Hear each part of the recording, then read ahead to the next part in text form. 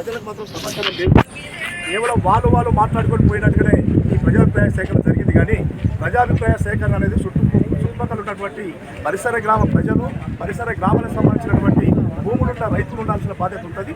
కాబట్టి ఇంకోసారి విజ్ఞప్తి చేస్తున్నాం ఉన్నతాధికారులకు ప్రజాభిప్రాయ సేకరణ ఇంకోసారి పెట్టుకొని మరి ఫార్మా కంపెనీకి సంబంధించినటువంటి స్టెప్ ఏదైతే ఉందో తర్వాత ఆలోచన చేయాలని విజ్ఞప్తి చేస్తూ ఉన్నాం.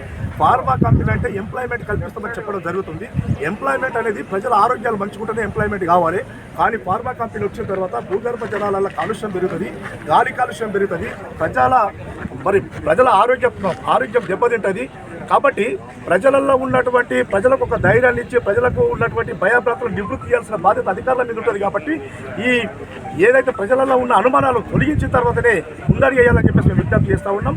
ప్రజాభిప్రాయ సేకరణ 100% జరగాలి, లేకపోతే అది కరెక్ట్ కాదనే విషయాన్ని గుర్తు చేస్తూ ఉన్నాం.